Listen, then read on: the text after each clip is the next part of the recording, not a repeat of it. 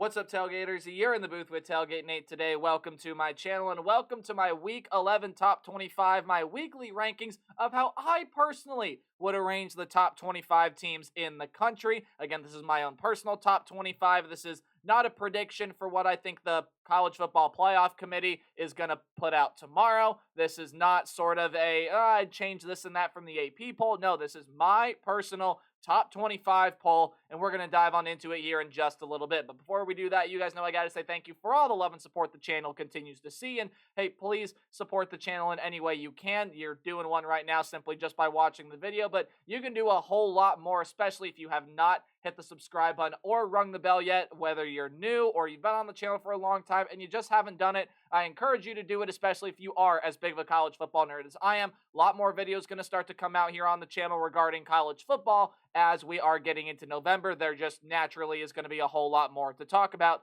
as we head towards playoff season. And please help support me in any other way. Again, interact with the channel, like, comment, share, or please go give me a follow on Twitter or X at TailgateNate29. Starting to get a little bit of a better idea on how I want to push some of the other things that I do out there to you guys so that you can see kind of what I do as a sports media student and anything else that may sort of interest you like that. It also is Monday, November 4th, so happy College Basketball Day. Yeah, we got the Buckeye basketball jersey on. Those of you that don't know, I am a Buckeye fan, but college basketball back, but again, that's not what we're here to talk about. We're here to talk about college football, and that's why you fine people are here as well. As per usual, we'll go through some honorable mentions that I considered putting in the top 25 or either are really darn close to getting into the top 25. There really was only one other team that I highly considered putting in at number 25, and if, quite frankly, if I had 26 spaces, this team would be number 26. It's one of these 7 teams on here. Can you guess it? I'll give you a second. It is the Texas Tech Red Raiders. Been overlooked, I think, by a ton of people. They've been on my honorable mention list previously in weeks prior. They have not yet cracked my top 25, but they, again, are Team 26. They are right there in terms of breaking into the top 25. Taj Brooks with a last minute touchdown run to be able to beat the Iowa State Cyclones. Lots of group of 5 teams are on here. Tulane is now up there with Army, and that's probably going to be a collision course in the AAC Championship after Navy lost to Rice, surprisingly. Louisiana is the best team the Sun Belt has to offer, and even though UNLV's lost to Boise State, and they're still kind of sitting back there a little bit in the group of 5 race, still one of the better group of 5 teams we have throughout the country. Couple teams out of the SEC in Missouri and South Carolina. South Carolina pulling off that big upset. In Missouri, again, I was just never sold on being a top 25 team in the first place. And now they're going to get to play Oklahoma this upcoming week.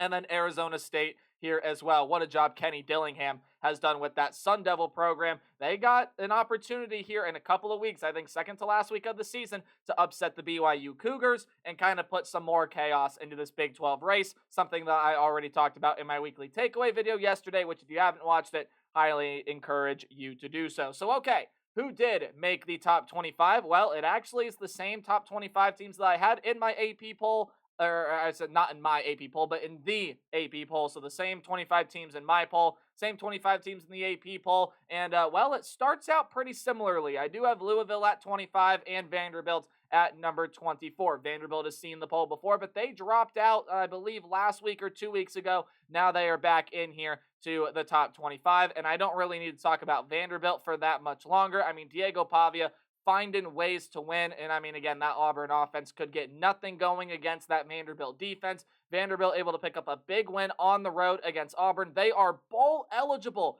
Vandy is going bowling. What a job that Clark Lee has done with this program. Diego Pavia is one of the most underrated quarterbacks in the entire country. Obviously, he was talked about a lot after that Bama win, but still has not really seen the spotlight that I think he deserves. He's an exceptional quarterback, continues to find ways to grind out some gutty performances, and just really, you have to be impressed by what Vanderbilt has done so far this season. And Louisville is back into the top 25. It actually was a really difficult decision for me between Louisville or Texas Tech. Who would get that number 25 spot? I ultimately ended up going with the Louisville Cardinals because I think their win over Clemson is a little bit more impressive than Texas Tech's win against Iowa State. And I'm not downplaying Iowa State and I'm not downplaying what Texas Tech did, but Louisville going on the road, beating a top 11 opponent and dominating them. Texas Tech went on the road and beat, well, I should say another top 11 opponent because Clemson and Iowa State were both tied there for that number 11 ranking. So I couldn't really use a ranking to determine it. It's not how I would have determined it anyway. But I think Louisville going on the road and dominating a Clemson team that was humming before that game is a little bit more impressive than beating Iowa State on the road in sort of a rainy type game, the weather conditions. And again, not trying to downplay what Texas Tech did at all. That is a phenomenal win, and they are very close to getting into the top 25.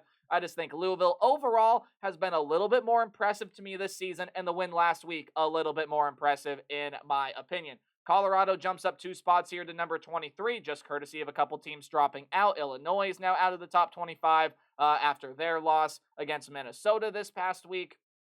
As well as Navy, who I did keep in my top 25, but again, a surprising loss for the Navy midshipmen. They lose on the road against Rice and probably are out of the American Athletic Championship game running. So Colorado's moved up here 3 spots, and not 3 spots, 2 spots to number 23. And look, Colorado very well can get to a Big 12 title. If they win it, they're going to be going to the college football playoff. They still got some interesting games coming up left due to the Colorado Buffaloes on the schedule this week, though. You got to go on the road and play the Texas Tech Red Raiders. That's going to be a game that's going to have a preview prediction video up on my channel later this week because watch out for that one, man. That is a big old trap game for the Colorado Buffaloes. And you take a look at what else they have here down the line. Still got on the road at Kansas. I mean, that can be tricky. Utah, Oklahoma State, some disappointing teams. But, I mean, if everything goes right for the Buffaloes, they could definitely see Arlington in a Big 12 championship game in their first year back in the conference. I really don't want to say much about Pittsburgh because I don't really have much to say, but they got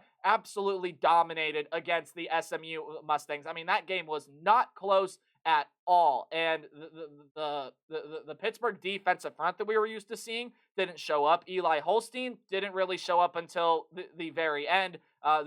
Desmond Reed was not as, he was making some pretty good plays, but was not as big of an X factor as Pittsburgh needed him to be. A lot of things for Pitt in that game just went wrong. And very well, look, you have an elimination game for the ACC title race coming up against Clemson this next week. That's also going to have a preview prediction video up on the channel. Still been impressed by what Pitt has done so far this year, but that performance against the SMU Mustangs, possibly their toughest all season, it just is not what you have expected out of Pitt so far throughout this year. And then Kansas State is here at number 21. Again, disappointing loss on the road to the Houston Cougars. Willie Fritz has done a phenomenal job with that program, but you didn't run the ball as effectively as you usually did. Avery Johnson, even after seeing he was taking steps in the right direction, just overall did not seem to really come to life and proved to be anything inspiring. Had 238 yards, but 1 touchdown and only 2 picks, under 50 QBR. Again, the biggest thing for Kansas State, you were not able to run the ball as effectively as you usually do, what led to the loss there in Houston. We're going to go a little bit faster. I kind of lingered on that slide for just a little bit, but Washington State is up 3 spots here to number 20, and you have to give a good old, backwards hats off to what the Washington State Cougars have done so far this season. They were on bye this past week. They just rise up courtesy of a couple other teams losing and falling below them and whatnot. Washington State this week is going to have a home game against the Utah State Aggies. Absolutely a game that you can go on and win. A lot would have to go right for Washington State to reach the college football playoff, considering strength of schedule, strength of record, and everything of that nature. But their only loss on the season has come to the Boise State Broncos, and right now they're sitting in a prime college football playoff spot. But the team that's right behind them in the Group of 5 race are the Army Black Knights. Still undefeated are the Army Black Knights. And you take a look at what Army has coming up here on the schedule. On the road at North Texas, I'd watch out for that one because I think North Texas can be pretty sneaky. But then it's the big one. You got to go on the road and play Notre Dame after another bye week in between the North Texas and Notre Dame game while you round it out with UTSA. And then you're possibly in the American Athletic Conference Championship game. Right now it's looking like against the Tulane Green Wave. But Army's been exceptional this year. Bryson Daly's a phenomenal quarterback. The defense is playing lights out. and you like what Army has done so far this year. Iowa State and Clemson. I just talked about their losses earlier in this video, so I'm not really going to linger on it too much, but Iowa State, I mean, you lost at home, yeah, and there are a ton of missed opportunities there in that game, but it was rainy, it was slick, there was a whole bunch of weather things that had happened. Not to mention, I just don't think Iowa State played their best game of football at all. I mean, you just go ahead and you take a look at the box score. I mean, Rocco Becht had himself a pretty good day. Abu Sama was running the football pretty darn well. Jaden Higgins had himself a pretty solid day. So, okay, what happened? Well, there were a couple turnovers there. You were maybe penalized a little bit too much, and I know Texas Tech was heavily penalized in that game there as well. But Iowa State was able to outgain Texas Tech there in that game. They outgained them by almost 60 yards. But Texas Tech, a little bit better on third down. They were able to take advantage of those turnovers, and that's what led to the Iowa State Cyclones' downfall. And the Cyclones can't just sort of, I mean, obviously, when you're an undefeated team, you lose like that, you're not sort of going to be like, okay, you know what, it's one loss. We get, I think you guys understand what I'm trying to say, but basically what I'm saying is they can't be lax. They still have to play every game really, really well, because on the road against Kansas, the Jayhawks haven't done that well this year, but that's still a really talented team capable of pulling something off. Cincinnati's been surprising this year on the road at Utah. That's a Utes team that's still going to play hard. And then you have Kansas State at the end of the season. So Iowa State still got to play hard. They still got to stay disciplined, stay determined. They can still get to a Big 12 championship game. They obviously would have to win out, but might need a little bit of help now to get into the college football playoff after that upset loss at home. And Clemson, same thing. I really don't know what happened with Clemson. I really don't, because this was a Tiger team that was absolutely rolling ever since their loss against the Georgia Bulldogs. This was an offense that was just working really, really well. It's a defense that was playing lights out, and it did none of that. None of that against the Louisville Cardinals. The defense couldn't stop a nosebleed. The offense couldn't get a yard worth of anything up until the very end. Things started to sort of go a little bit better for Clemson, but at that point, it was already too little too late. The Tigers cannot afford another performance like that. Now, you are going to need some help to get into the college football playoff, and possibly even some help to get into the ACC championship game in one of Miami or SMU are going to have to lose, and it would probably have to be SMU, because I don't think Clemson would win tiebreakers over Miami if Miami's the one at the end of the day that comes out with one loss. So some help needed to get into the ACC title game. Clemson's still been a good team so far this year, but man, that loss at Louisville, very concerning, and now Clemson is on the ropes of a college football playoff berth. Ole Miss is up here at number 16, and I don't know where that offense has been throughout the entirety of SEC play. When Ole Miss plays like that, and that offense is working like that, and that offense is as explosive as we saw this past week against the Arkansas Razorbacks, Ole Miss is going to be a very, very hard team to beat. Was the defense up to par the way that it's shown us this season? I mean, no, not really. And Ole Miss, so far this year, one of the best teams at being able to get pressure to the quarterback and get that pass rush engaged. Didn't really show that this past week, but the offense was clicking on every single cylinder. In fact, one guy in particular that I do especially want to call out, obviously Jackson Dart had himself a good game, over 500 yards, 6 touchdowns, but Jordan Watkins, 8 catches, 254 yards, and 5 touchdowns. Again, another hats off performance. Have yourself a day, Jordan Watkins, and the Ole Miss Rebels stay alive in the college football playoff race. Moving on in here to the top 15. This section of teams is where I did have the most trouble, because you have a lot of head-to-head things that are happening, as well as how well teams are playing, as well as how well or how good do I think teams are. This was a really tough group of teams to rank, and honestly, looking at it now, there probably are things that I would change, and I would make those changes, and then I would go back and look 2 hours later and say, ooh, never mind, I want to change this yet again.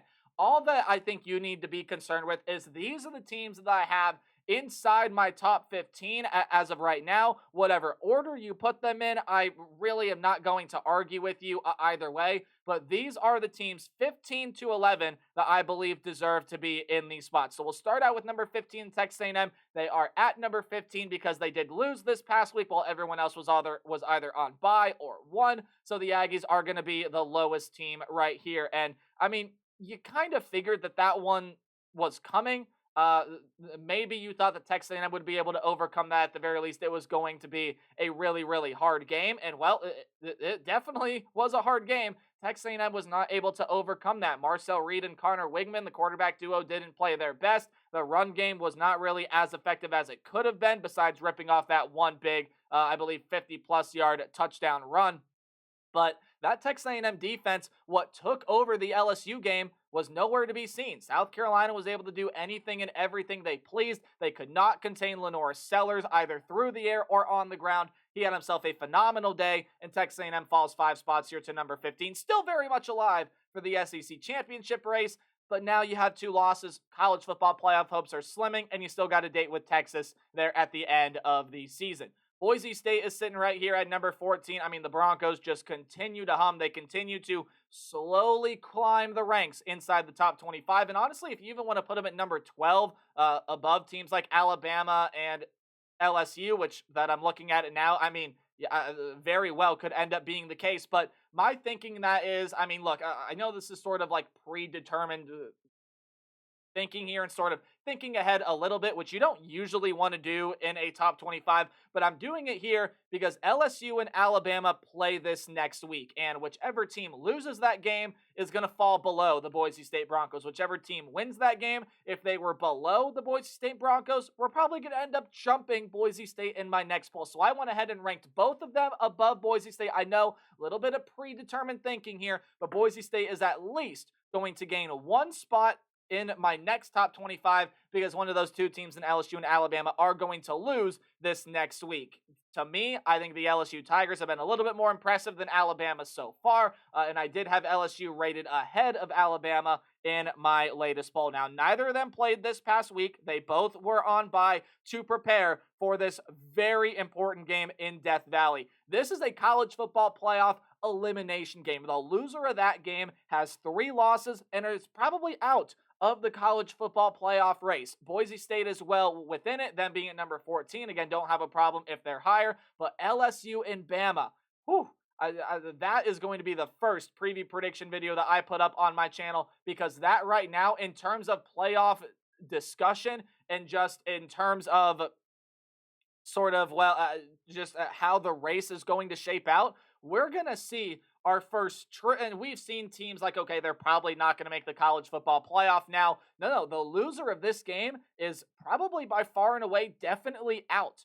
This is a game that both of these teams cannot afford to lose, and it's just going to make the stakes so much higher in Death Valley. Can't wait to talk about that one, but I'll save all my thoughts for that game when that preview prediction video does come out. But I want to talk about the SMU Mustangs. They are the biggest riser within my top 25 poll. They, I believe, were at number 19 last week. I could just do the quick math there, but they jump up 8 spots all the way up to number 11. Now, I think SMU still might need a little bit of help to get into the college football playoff, but honestly, I mean, you take a look at that resume, it is not bad at all. I mean, you go ahead and even if there's enough chaos around them, the SMU Mustangs have a very good case to get into the college football playoff. Look at who their only loss is to. Their only loss is to a BYU team that right now is in the driver's seat of the Big 12 Conference all by themselves. And they do have some pretty darn impressive wins on the schedule so far this season. And, I mean, you go back and you take a look just what they did that last game on Saturday against Pitt. I mean, Eli Holstein couldn't get anything going, so they had to bring in Nate Yarnell, who actually did play really, really well. Only allowed the Panthers to get 3.2 yards per carry. That SMU pass rush, oh my goodness. 3 sacks, 9 tackles for loss, although it felt like a whole lot more. 10 passes defended. They forced a couple Pitt turnovers. They were 50% on third down. And that offense, when Kevin Jennings is back there, absolutely hums. And some great offensive performances there for the SMU Mustangs. The defense, yeah, it's definitely got to step up, but that pass rush started to find a lot of things that worked. And at the very least, if they couldn't get Eli Holstein down, were able to pressure him. SMU, man, very impressive team so far here. They got a great case to get into the college football playoff. As right now, they're on a collision course to meet Miami in the ACC title game. Let's move on in here to the top 10. Welcome, Indiana. And finally, I hear a lot of you people out there saying, finally, welcome BYU to the top 10. We'll start out with the Indiana Hoosiers, and this team is legit. They started out down 10-0 against Michigan State, and 47 unanswered points later, it's a 37-point rout on the road in East Lansing against the Michigan State Spartans. Indiana still got one very vital, important game left on the schedule, and that is the game on November 23rd on the road in Columbus, Ohio. It's going to be here sooner than you think. I think, again, you start to question Indiana's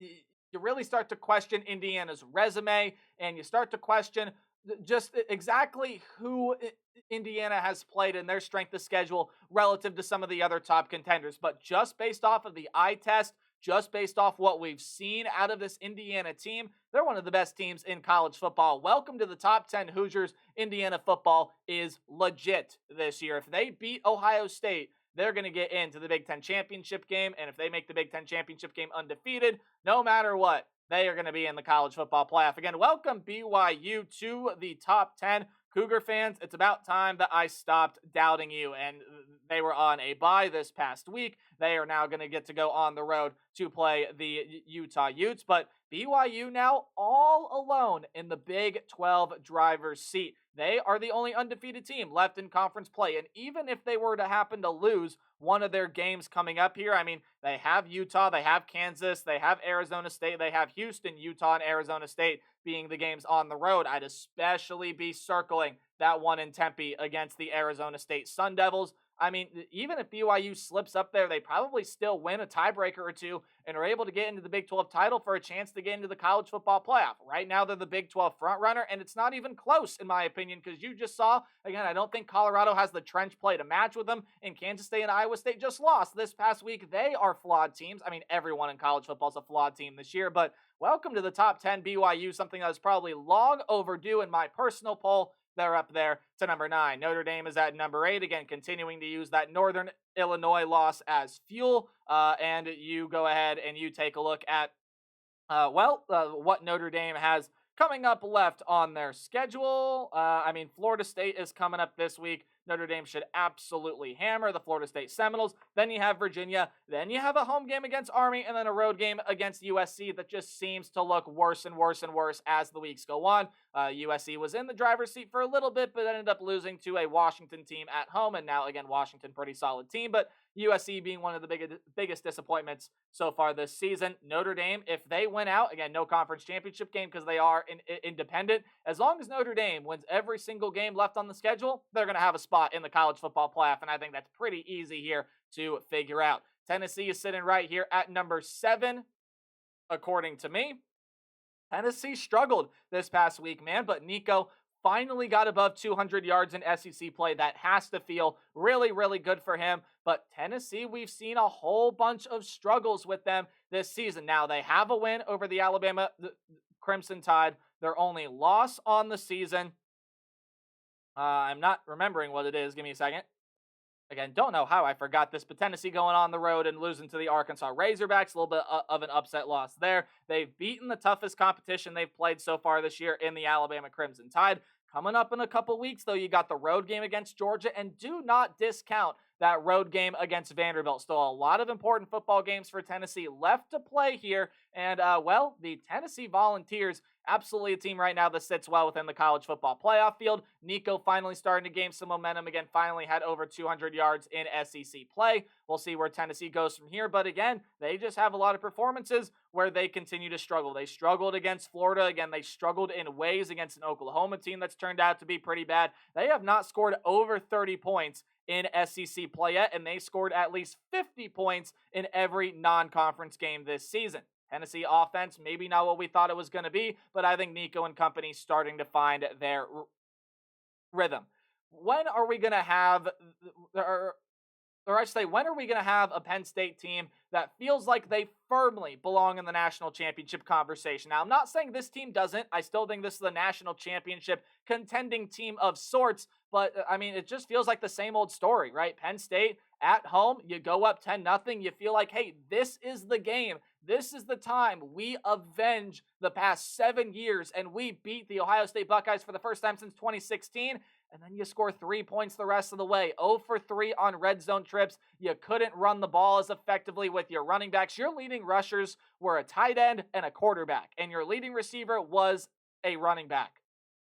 That is very, very telling for Penn State. They do not have enough weapons on the outside to be able to compete with the Ohio State Buckeyes. Now, there really isn't a super dangerous landmine the rest of the way on their schedule. Maybe watch out for that road game against Minnesota, because I do think Minnesota's sneaky team. You saw them go on the road and beat an Illinois team. Now, granted, they were favored there in that game, but I mean, come on, the Penn State. Drew Aller, I actually don't think he played that bad. Could he have played a lot better? I mean, yeah, he absolutely could have played a whole lot better, but you got to give credit where credit is due. Ohio State played a great game, and that offensive line, man, came together really well. Penn State's defense is still legit. That offense has got to start finding more rhythm there if they want to make a deep run in December and into January as well. So now let's go ahead and dive on into my top 5. Probably no surprise who the top 5 teams in the country are at this point. Miami, finally into the top 5. They're sitting here at number 5. Again, continuing to find ways to survive and advance. That has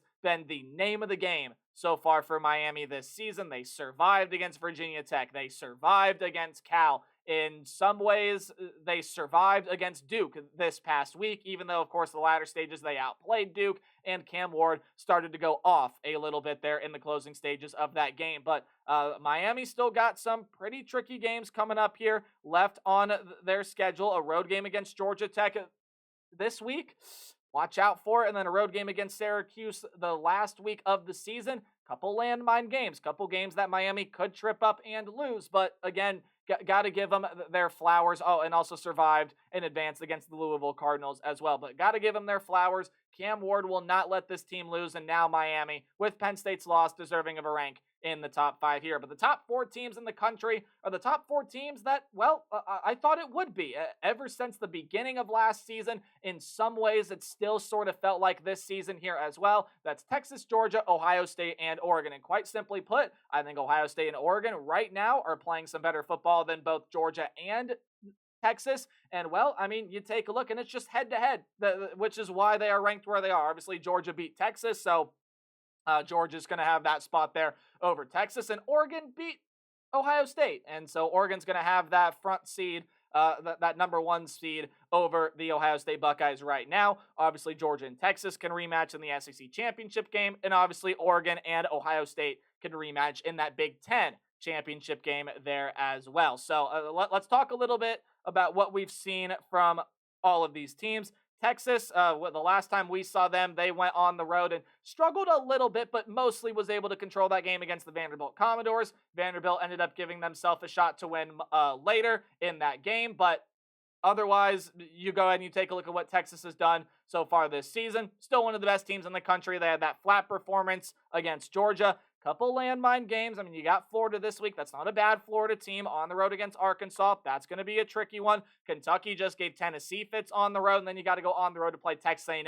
Can't take a week off in the SEC this year. Same to be said for the Georgia Bulldogs. If you want to flip Georgia and Ohio State for 2 and 3, I think that's a very close debate. And if there were such things that I believed in tying for second place, I mean, that's probably where the argument could come in. But we don't believe in that here. I think Ohio State showed more this past week against Penn State than Georgia did this past week against Florida. And Carson Beck, what happened to him? He just has not looked like the quarterback that we thought he was going to be this year. Neither really is Will Howard. I mean, but Will Howard has not really been super dynamic, but Ohio State doesn't need him to be. They've got a ton of weapons surrounding him, and that rush game, very, very surprised and very impressed with the way Ohio State was able to run against that Penn State run defense with that offensive line. Donovan Jackson moving the left tackle, and Carson Hinsman, the starting center from last year, moving to left guard. Two positions those guys have never played in their lives, and it was Will Howard and the quarterback run, something Buckeye fans have figured they'd see a lot more of this year, running through the left side, the patchwork side of the offensive line in the final 5 minutes and 13 seconds. That helped Ohio State pick up some crucial third downs and win that game. Gutsy performance.